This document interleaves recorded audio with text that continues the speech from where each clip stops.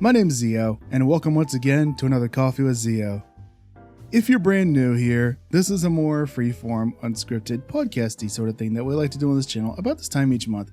Here's where we discuss the current state of PSO2 NGS, as well as let you know what else I've been up to. Not gonna be much in the way of supporting visuals, so go ahead and throw the sucker on in the background while you go do dailies, household chores, or whatever it is you do. I skipped last month because, honestly, there wasn't much that I wanted to talk about. You know, September was an excruciatingly slow month. You know, seasonal points, this, that, and the third. And of course, you had the whole creative space vandalism drama, and I wasn't touching that junk with a 20-foot pole. October has been solid. We got level 80, which, to be honest, I was very surprised to see. I wasn't expecting that until at least December. Lots of really nice quality of life stuff, too. And of course, you have Story Chapter 6, Part 3. I like how they handled this here. I like how they made use of the open world with going after the Starless in different combat zones. Now, I know a lot of folks don't like Manon, and this is just the continuation of the Manon Mary Sue show.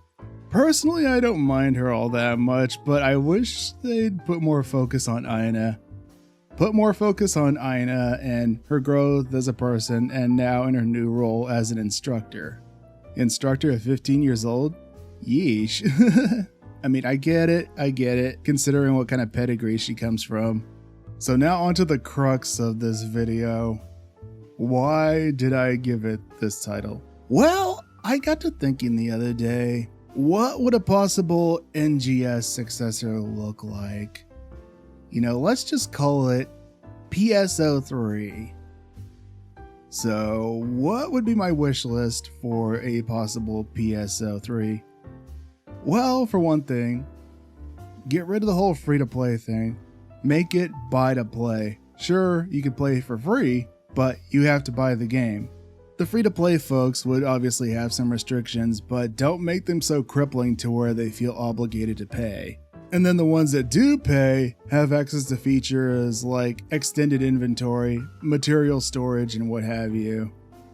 Now, they can make a lot of their money through the cosmetic shop. In addition to costumes, they can also sell things like shaders. Like if you want a gritty, weathered piece of equipment, boom, there's a shader for that. You want shiny high-heel boots? Boom, there's a shader for that too. In addition to that, do like PSU did with separate clothing slots, like say for feet, torso, hands, and even legs too.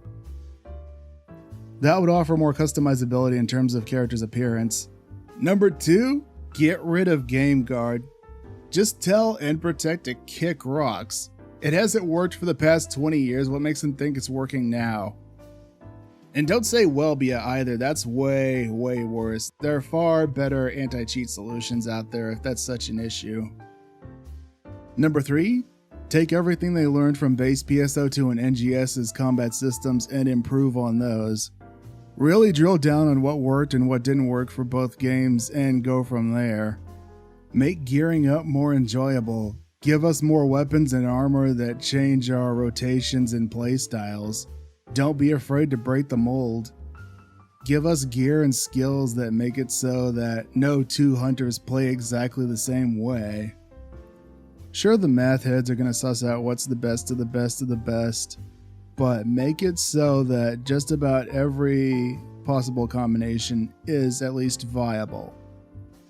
Number 4, take things back to the franchise's spacefaring roots. None of this timey-wimey stuff either. Don't just mindlessly follow whatever anime trend is happening at the time and bolt it onto your story. Sure, have the weeb stuff, but at least balance it out. I know this is not going to be for everyone. Number 5, have an improved creator program. Now, I know this might be a little bit controversial, but hear me out on this one. Have a creator program where it's more than just us getting free premium and what have you every month and having our stuff shown on official social media. Give those people in-game item codes for in-game goodies that they can give out to their community, like the aforementioned outfits and shaders. Definitely improve the vetting and screening process. If someone is applying and they're a known fire starter in the community, just don't let them in. And if there's a private creator Discord, conversations that happen in there are not to be shown to the public. If they leak, they're gone. Also, give your official creators priority on any sponsored projects. These are your brand ambassadors after all. Say you have someone in your bullpen that does lore videos and you want to sponsor a video about the universe that is PSO3. Offer that guy the project before anyone else. Say you have someone who does a lot of beginner stuff and you want to sponsor a new player video, tap that guy first. That's just what I want to see in a possible NGS successor. So now I ask you, what do you want to see in a possible PSO3? You know how much I love chopping it up with you guys in the comment section and on the streams. Come on by and hang out sometime, we'd love to have you. Anyway, that's a wrap. I hope you have a blessed day. And remember, to thine own self be true. Until next time, farewell.